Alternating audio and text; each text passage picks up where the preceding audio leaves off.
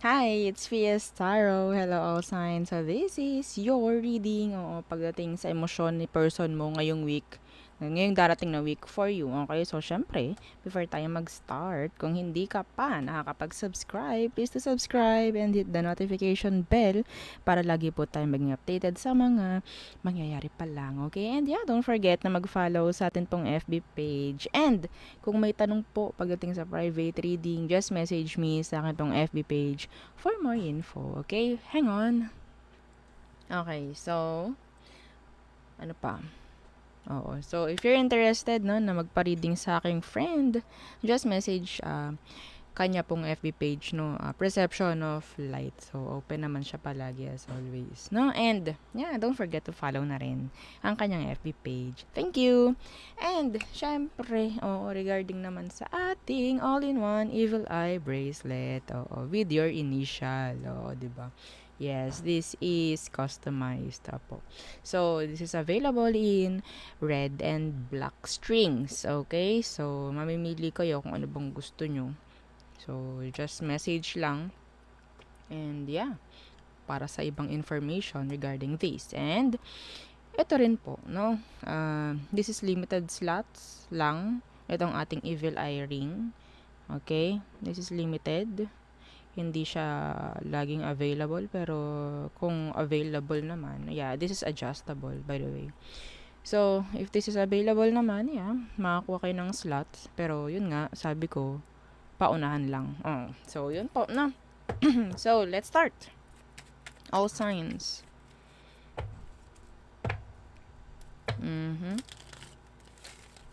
Emosyon ni person mo. Ngayong week, pagdating sa'yo, syempre. Okay. So, Aries. Emosyon niya sa'yo, the King of Wands, the Six of Pentacles. So, ito yung parang they're in control. No? Andito yung pagmamanipulate. Andito yung parang magkakaroon ng one-sided, no, na connection or something na parang isa lang yung gagaod by next week. Okay? Kasi someone is, sabihin natin itong person mo, pwedeng fire sign din, like you, ang magmamaniobra ng sitwasyon. Okay? Yeah, the King of Swords universe. Some of you, same gender kayo ni person. Okay? So, in general, there is no equal give and take na mangyayari by next week. Okay? So, hindi siya magiging fair sa'yo. I'm sorry. Next. Taurus.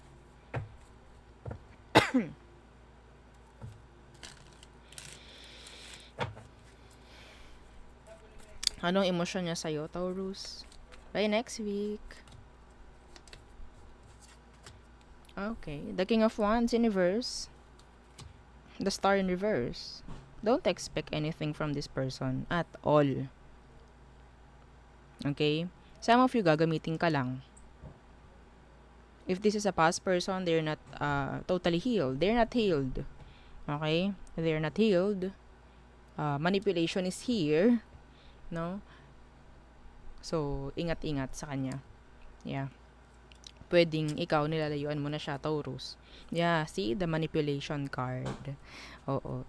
The Magician in reverse. Some of them may chance na mag-message sa'yo. Okay? Pero yung nakikita kong intention nito is hindi pure. So, be careful. Okay? Next, Gemini.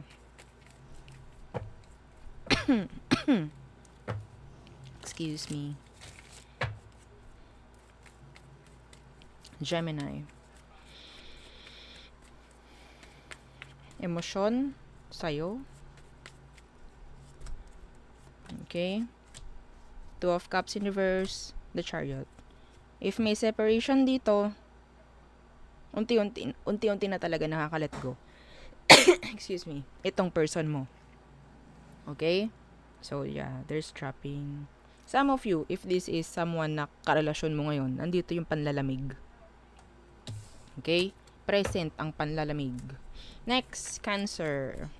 Ano magiging emosyon ni person mo by next week for you? Okay. The Emperor in reverse.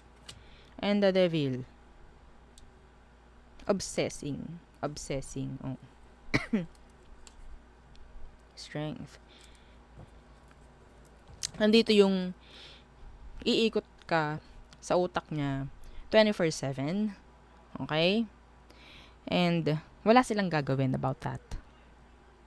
Mag-obsess lang sa'yo by next week. Yes. Okay? Some of them, talagang gustong-gusto kang makausap or mag-reach out sa'yo. Pero hindi nila gagawin. Aries, Capricorn. Okay? Next, Leo.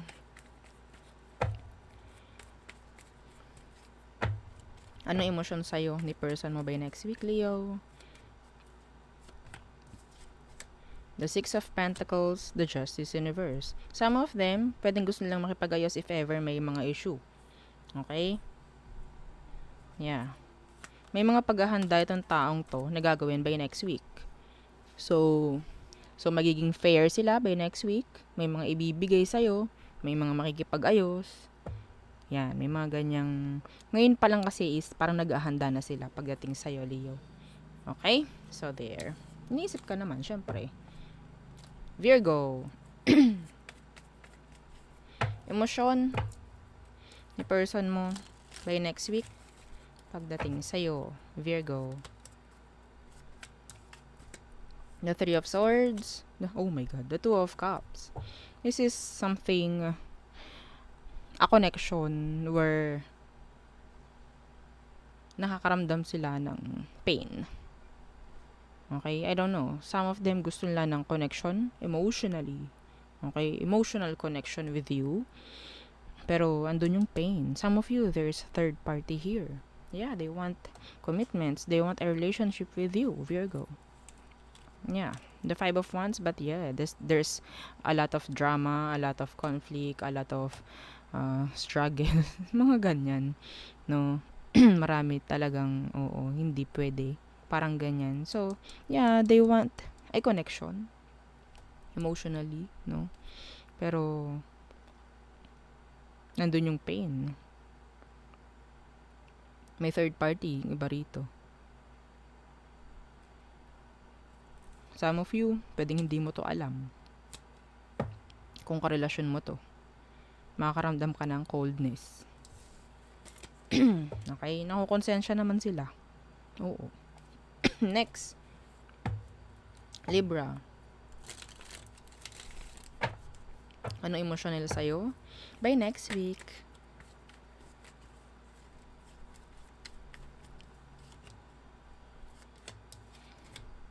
Eight of Cups in reverse. The Three of Pentacles. Okay.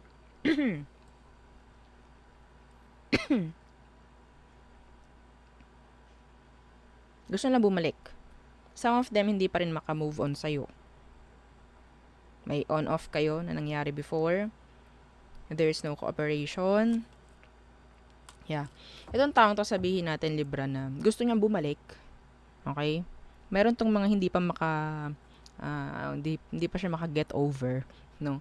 Sa kung anong meron kayo. Pero, iniisip rin ng taong to na wala namang patutunguhan to eh. Okay? Ganun siya. Gusto niya bumalik, pero wala namang mangyayari eh. Ganun. Ganun yung kanyang mga emosyon by next week para sa'yo. Okay? Next, Scorpio. Ano emosyon nila by next week sa'yo?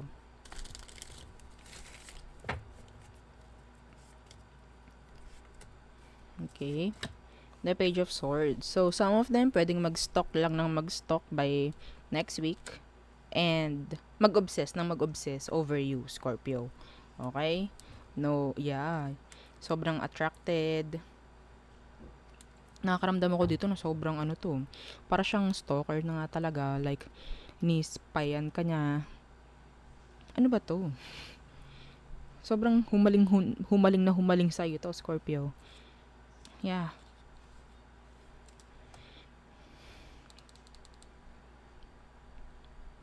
silent, pero nagmamatsyag. Yes. Obsessing, no? Pagdating sa'yo. Lahat gustong malaman. Nakakatakot yung energy. Pero wala naman silang gagawin kundi ganun lang. Okay? So there. Next. Sagittarius.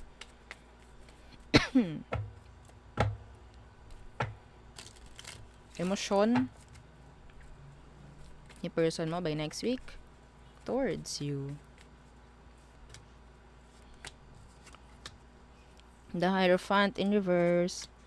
Four of Swords. Always thinking of you. A lot. Okay?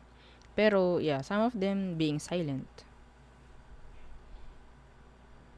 Yung iba sa inyo, may chance na magkaroon ng breakup. I'm sorry. With your person, Sag. Or pwede maging vice versa. Okay? Yeah. Iba rito, pwedeng may iba to. Kaya siya makikipag-break sa'yo. Kung nangyari na, may someone na itong taong to. Okay, itong taong to, Sag, meron na siyang iba. Or pwedeng meron na siyang ginugustong iba. So, nandun yung panlalamig, nandun yung pagiging silent niya, pagdating sa'yo. Hindi na siya ganun ka-committed sa'yo. Yan, ayun ang papakita niya, paparamdam niya by next week. Next! Capricorn. Okay. Anong emosyon niya? Emosyon ni person mo by next week. Sa'yo, Capricorns. Ten of Pentacles in reverse, the Five of Cups. Yung nag-obsess. They want you. They want to express their emotions for you. But yes, nandito yung parang silang disappointed. Some of them, gusto ka, pero hindi ka nila kayang, alam niyo yun, hindi ka nila kayang i-pursue. They're sad. In general, hindi nila kaya na makarelasyon ka. Yes, some of you, may family involved. Okay? So, yeah, may gusto sa'yo to. Kung sino man to. Pwedeng Capricorn like you. Yeah, see? The Devil, the Lovers. Kung makikita mo yung lovers na yan, 3 yan. Usually, itong si Lovers, 2 lang, diba? Pero 3 to. So, yun nga, pwedeng iba sa inyo may someone. Okay? Or maybe both of you is nakatali na. Okay? Kaya, andun yung sadness. Andun yung pag-iisip niya sa'yo. They're sad, actually. Okay? They can't. Or maybe you can't. No? Aquarius. Aqua. Ano ang emosyon niya pagdating sa'yo by next week? Ten of Wands. The Knight of Pentacles in reverse. Kung may issue, napakalaking burden ito para sa kanya. Dahil never isa sa inyo ang gagawa ng action para i-fix. Okay? Some of you, para sa kanya, emosyon niya pagdating sa'yo is nahihirapan. Okay? Yung nahihirapan itong taong to, parang I don't know, parang may separation dito. Yeah, may separation dito, the Three of Wands universe. They're like, nahihirapan mag-move on. Nahihirapan silang kumilos ng kanila. Yeah. Pwede maging vice versa. Yeah. Some of them, pwedeng nakikipag-usap kung kani-kanino para ma-divert, no, yung emosyon nila sa iba. Or ma-divert nga. Or hindi masyadong mapansin, no? Yung emosyon niya sa'yo, ipabaling niya sa iba. Parang ganyan. Okay, next. Pisces. Ano ang feelings, emotions ni person mo by next week? Pagdating sa'yo, Pisces. Okay.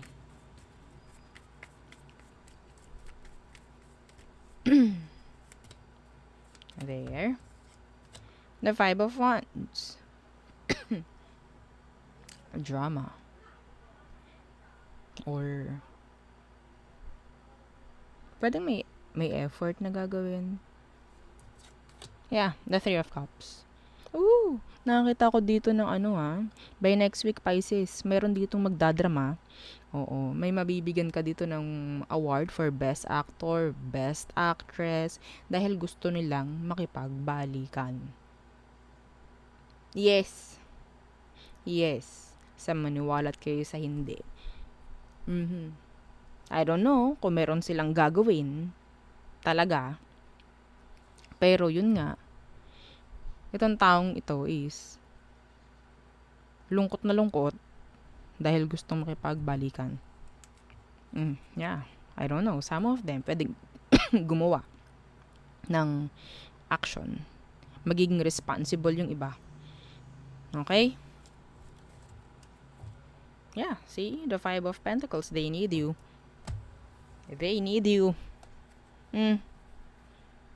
Wow. Yung mga makikipagbalikan sa mga Pisces by next week. Yes. Kung ikaw yun, kung gusto mo yun, claim it. Pero kung ayaw mo, wag mong i-claim. Okay? So there, yun ang ating reading for all signs. So thank you. Bye!